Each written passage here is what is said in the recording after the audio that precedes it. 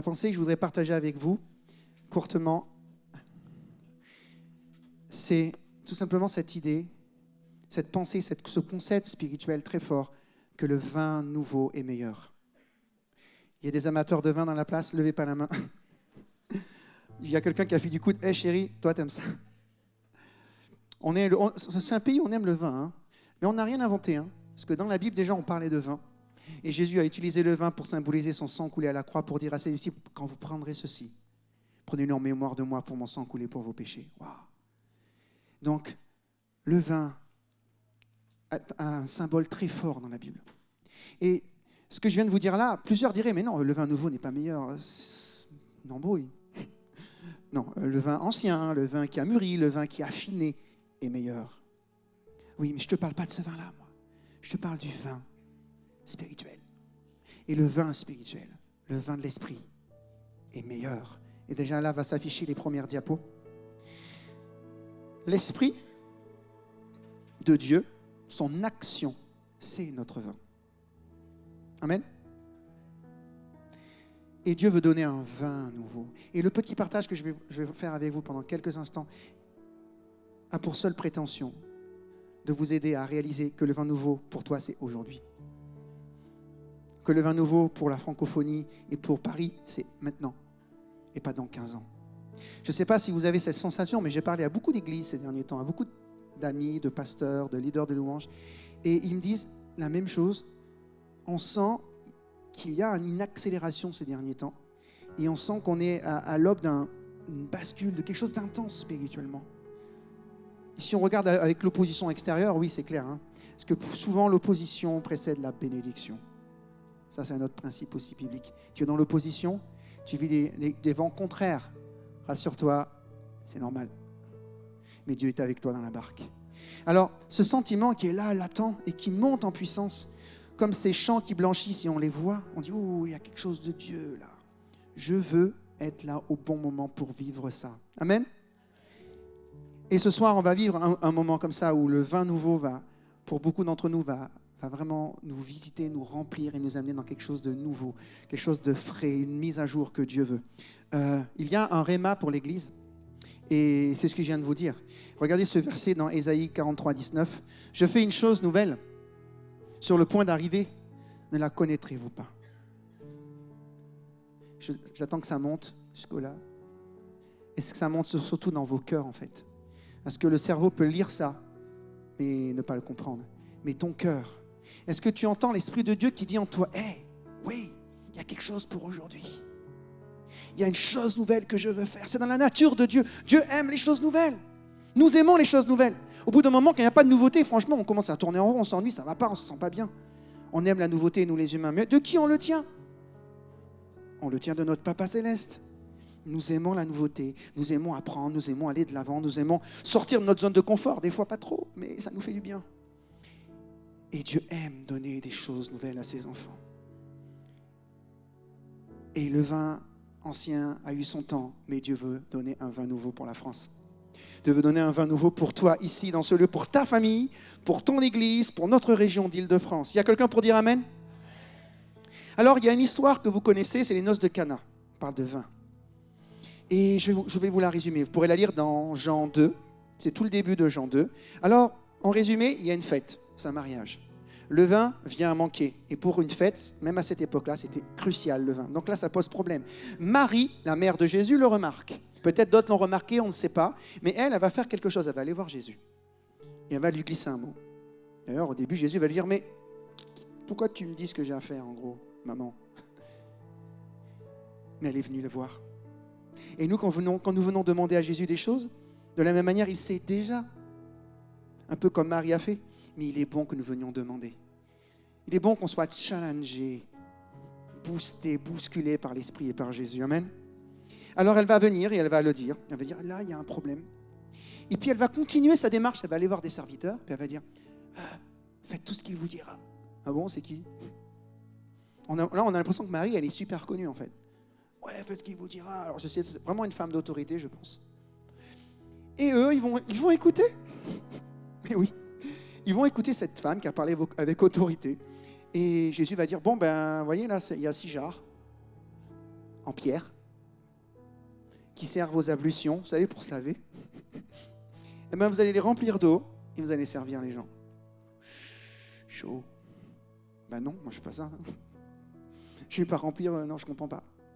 Bien souvent, Dieu nous dit des choses qui nous bousculent et on ne les fait pas. Moi, ça m'arrive. Levez pas le doigt si vous vous dénoncez. Parce que c'est notre tendance. Mais on va essayer de comprendre un petit peu plus loin ce que ce texte nous enseigne. C'est qu'ils vont quand même le faire. On ne sait pas s'ils ont parlementé. La Bible nous résume la situation. Et ils vont servir aux tables. Ils vont donner à leur donateur de repas. Il va faire, c'est quoi ce vin? Ce vin trop bon. Il va voir le marié ne comprend rien, personne ne comprend rien. C'est-à-dire, en gros, les mariés ne comprennent pas, celui qui gère le repas, il ne comprend pas. C'est-à-dire que ceux qui sont en activité, les responsables ne comprennent pas le vent de l'esprit. Et là, il y a vraiment quelque chose de fort. C'est-à-dire, quand l'esprit vient, on est tous bousculés. De l'équipe pastorale, en passant par les enfants, en passant par les femmes et les hommes, on est tous bousculés par la vie de l'esprit. On est tous challengés par ce qu'il veut nous faire.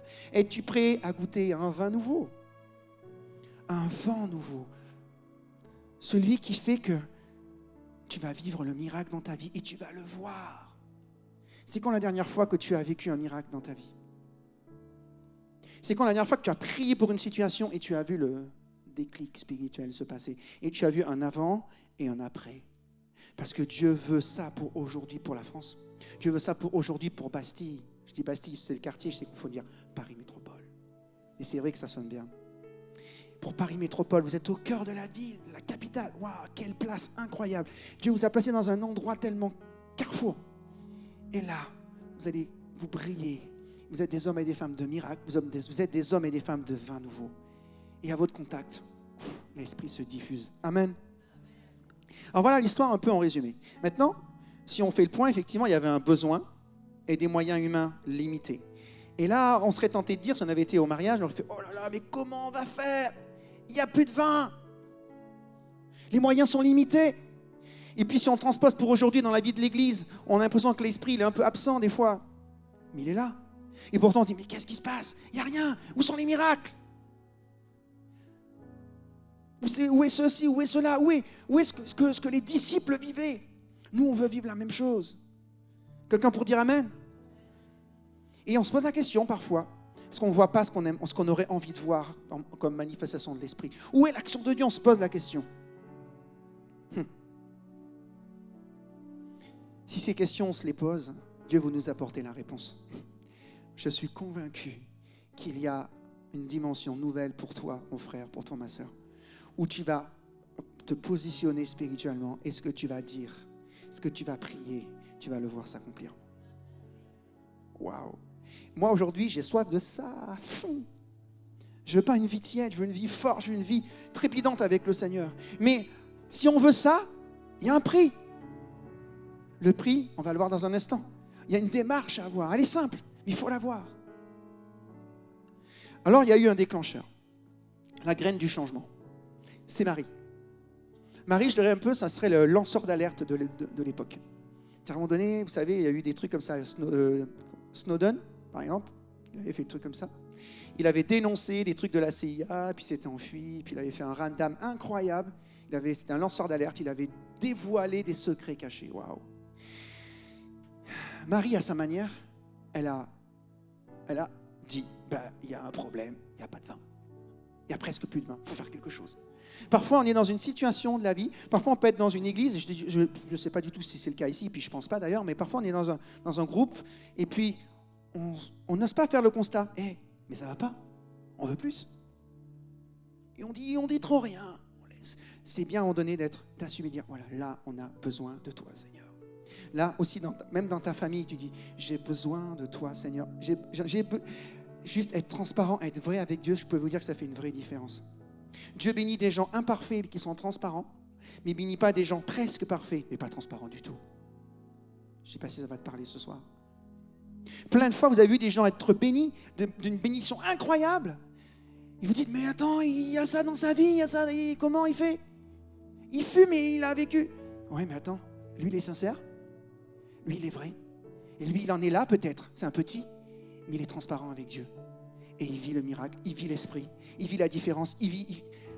Juste une invitation à être vraie. Marie, elle a été vraie, elle a constaté qu'il y a quelque chose qui n'allait pas. Elle en a parlé à Jésus.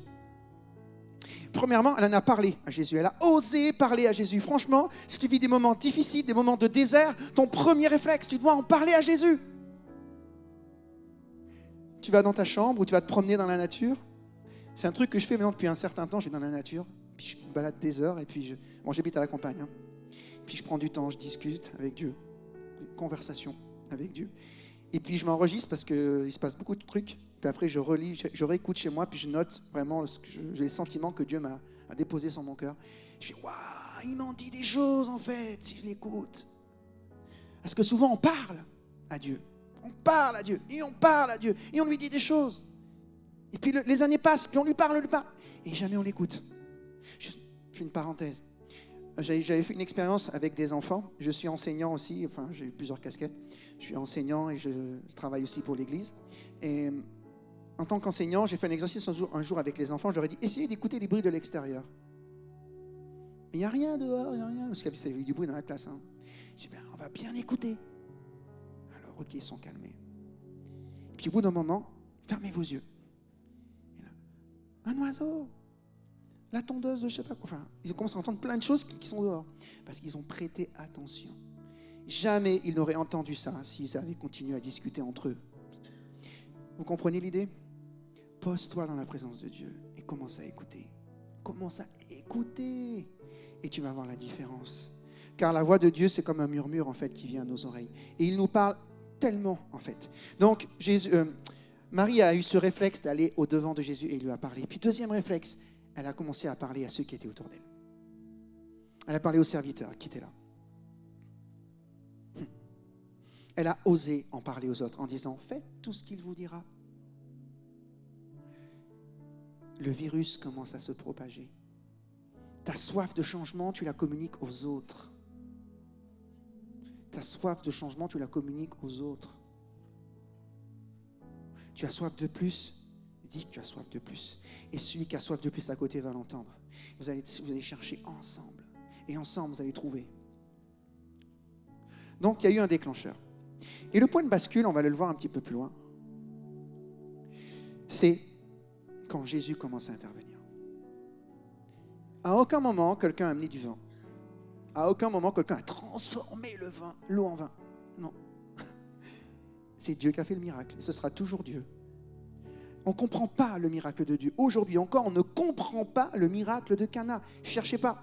Un jour, il y a quelqu'un qui m'a raconté, il était tout content. C'était mon ancien directeur d'école. Il fait, ouais, je sais. S'il savait que j'étais croyant, ouais, je sais comment ça s'est passé en fait. C'est pas un miracle. Ah oui? Oui, en fait, il y avait des dépôts de vin séché dans les jarres. Et quand on a mis l'eau, ça fait ouh! Et ça a fait un super vin. Ça, c'est moi qui rajoute. Bizarre. Donc, il essayait de donner une explication humaine au miracle de Dieu. N'essayons pas de donner une explication humaine au miracle de Dieu. Apprécions-le à sa juste valeur. Appréciez-le à sa juste valeur. C'est lui qui fait les miracles. Nous, on a juste été des petits catalyseurs du miracle. L'enfant est venu avec 7 pains et 2 poissons. Il n'a pas nourri 5000 hommes. Oui, d'accord. Pourtant, il a été le départ. Marie a été le point de départ. Les serviteurs ont été le point de départ. Imaginez qu'aucun serviteur n'ait voulu faire ça. Il n'y aurait pas eu le premier miracle de Cana, je pense. L'intervention de Jésus. Remplissez ces jarres d'eau. À un moment, pour vivre le naturel divin, il faut un shift, il faut comme un réma de Dieu, une parole qui va nous amener ailleurs. Et je crois que c'est dans de telles soirées qu'on peut vivre cette bascule vers la dimension du vin nouveau. C'est possible, oui. Ça peut être aussi dans le secret de ta chambre. Remplissez ces jarres d'eau. Entends-tu la voix de Jésus qui te dit « Remplis tes jarres d'eau. »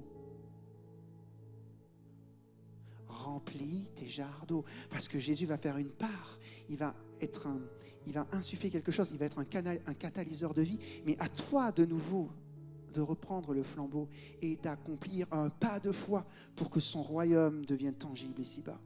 Pour que le naturel divin devienne évident pour toi. Le naturel divin, c'est ce que tu pourrais appeler le surnaturel en fait. Mais pour lui, c'est naturel, tu vois. Est-ce que tu es prêt à entrer dans le naturel divin? de vivre avec des nouveaux concepts qui ne sont pas des concepts humains. L'eau qui se transforme en vin, ok. La mer Rouge qui s'ouvre, on ne sait pas comment. Dieu se rit des principes et des concepts humains. Dieu est Dieu. Et il fait toutes choses nouvelles. Et il aime nous surprendre. Est-ce que tu es prêt de nouveau à avoir un cœur, une âme d'enfant pour te laisser surprendre? Je veux me laisser surprendre. Et je prie que cette année soit une année de surprise. Pour toi et pour moi. Dans un instant, on va voir un mot qui s'affiche plus tard, un petit peu plus tard, c'est la surprenance. Je vous dirai tout à l'heure ce que c'est un mot nouveau. On l'a inventé vendredi avec une bande de copains. On était en réunion, c'était les leaders de louange. Et un ami a raconté que Moïse, quand il a transformé le bâton en serpent, grâce à Dieu, il a eu peur. Il a eu peur du serpent, il a eu peur du miracle. Des fois, on fait des choses avec Dieu, ça nous fait peur, ça nous surprend. C'est normal d'être surpris, parce que ça nous dépasse. On va entrer dans un temps de surprenance, les amis. Vous allez voir beaucoup de miracles. Vous allez voir des vies changer. Si tu veux bien être un homme, une femme qui va aller remplir les jarres. Ben ouais. Oui, ça c'est un peu dur de dire amen. Ça veut dire qu'on fait quelque chose. On fait quelque chose. On peut être un lanceur d'alerte comme Marie. On peut réveiller les consciences, réveiller les esprits. On peut être ensuite comme les serviteurs des hommes et des femmes qui obéissent à quelque chose de fou, mais qui voient le miracle de Dieu s'accomplir. L'obéissance des serviteurs. Jésus n'est pas allé mettre de l'eau dans les jarres. Non. Il a demandé qu'on le fasse. Dieu ne fera pas tout le travail pour que le miracle arrive. Il attend de voir le pas de foi qu'on est prêt à faire. Comment entrer dans le divin naturel, en fait? C'est la dernière partie, on est à la fin maintenant. Tu peux avancer un peu plus vite. Il est important, en fait, de se jumeler, de se connecter à l'Esprit de Jésus.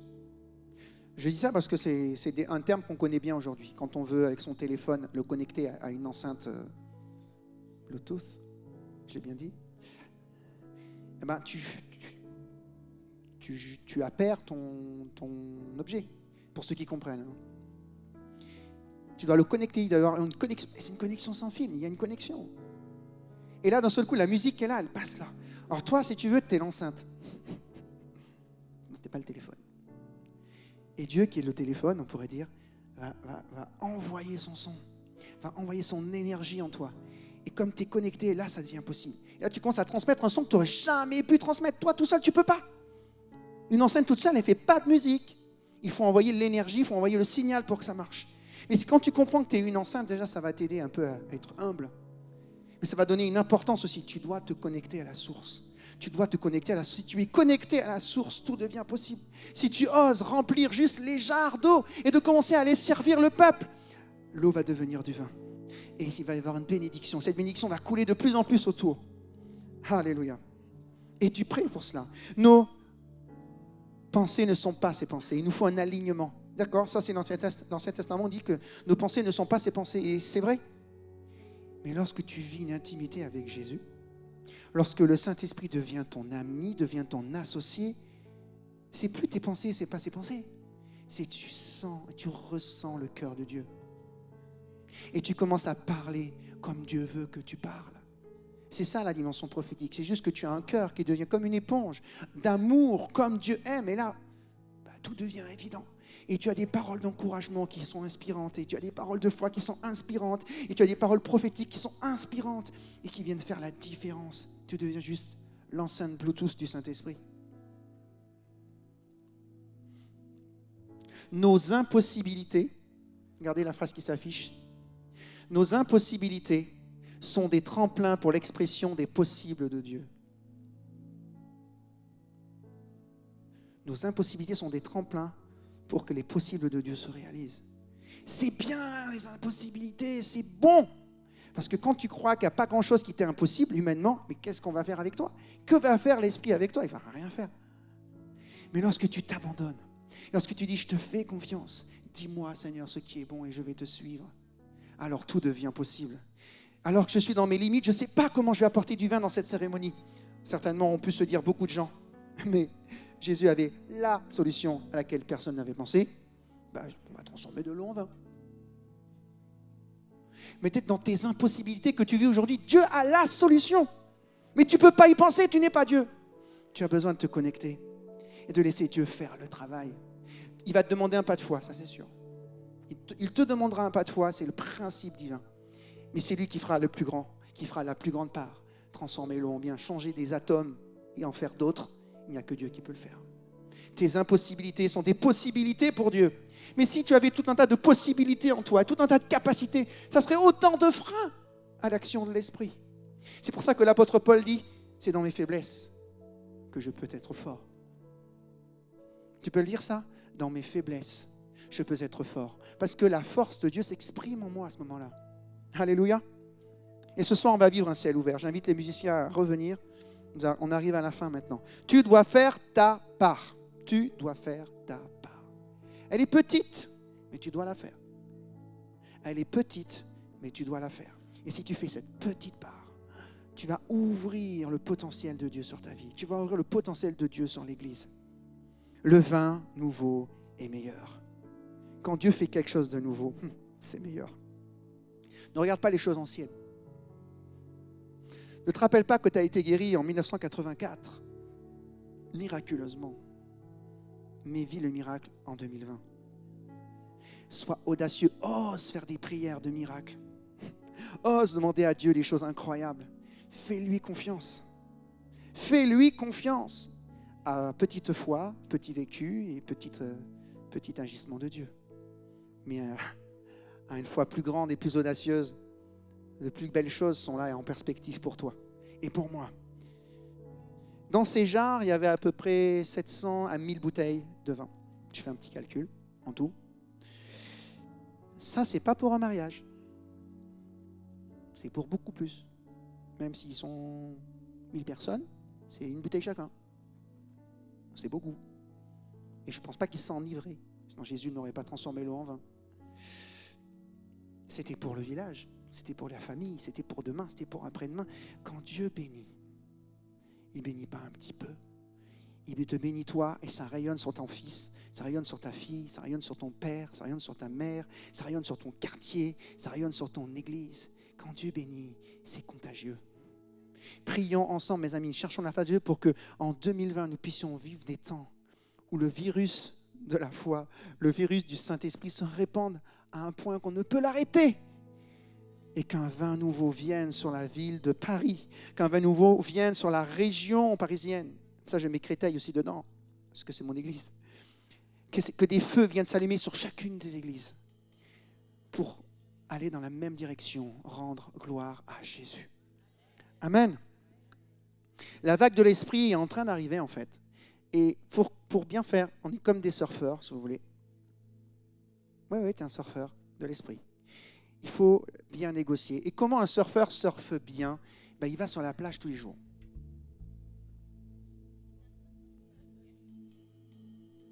Le matin, très tôt, quand toi tu dors encore, le surfeur est sur la plage. Je réveillerai l'aurore avec ma louange. Je chercherai l'Éternel le matin. Et je prendrai du temps à d'autres moments parce que je veux entendre sa voix et son conseil. Je veux qu'il me dise quelles sont mes jarres. Je veux qu'il me dise remplis-les d'eau. Et je veux voir son miracle. Wouh! Et ce soir, je suis convaincu qu'il va y avoir des miracles. J'en suis convaincu parce que je sais que mon Dieu est grand. Nous, on va juste activer. Vous voyez, on va juste dire, ok, on fait la prière de foi. Ok, on prend nos jarres. Ok, on prend un petit peu d'eau. Et toi, c'est toi qui fais le... C'est soulageant de savoir que c'est lui qui va faire le plus gros du boulot. Mais est-ce que tu es prêt à faire ta part? Est-ce que tu es prêt à faire ta prière audacieuse ce soir? Ta prière de vie ce soir? Alors je voudrais te mettre au défi maintenant. On va se lever à nos places. Et juste, on va élever nos mains vers Dieu quelques instants. J'espère ne pas avoir été trop long, les amis. Mais comprenez bien cette parole ce soir. Et c'est une parole que j'ai reçue vraiment pour vous en préparant ce moment. Dieu veut activer beaucoup de cœurs ce soir et vous faire vivre le miracle. Ça commence dans cette pièce, ça finit chez toi ou les autres jours. Mais tu dois entrer dans une dynamique de surnaturel qu'on appelle le naturel divin. Le naturel divin. Le naturel divin. Alors que le groupe de louange va commencer tout doucement, on élève nos mains vers Dieu. Et juste, on va se mettre à son écoute. On ne va pas prier pendant quelques instants. Juste, Seigneur, parle-moi. Quelles sont mes jarres? Est-ce que c'est un talent que j'ai enfoui? C'est quoi mes jarres? Qu'est-ce que tu me demandes de faire, Seigneur? Je vais le faire et je vais voir le miracle.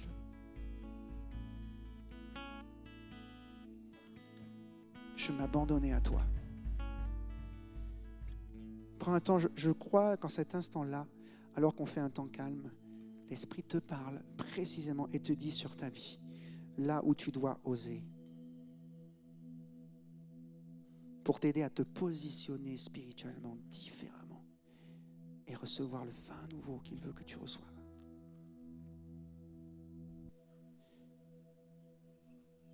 On va faire une prière ensemble collective, les amis.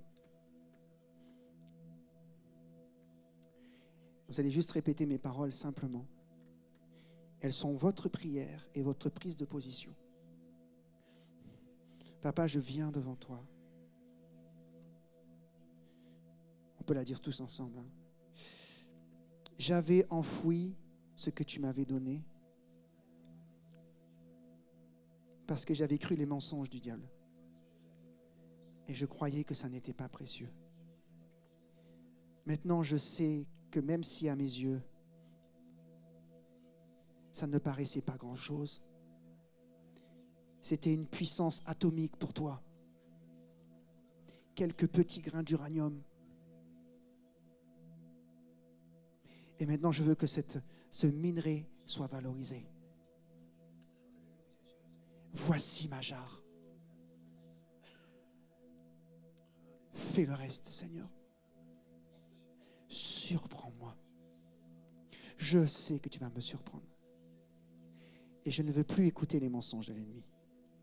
Ce que tu m'as donné est précieux. Je suis précieux. Merci, Seigneur. Amen.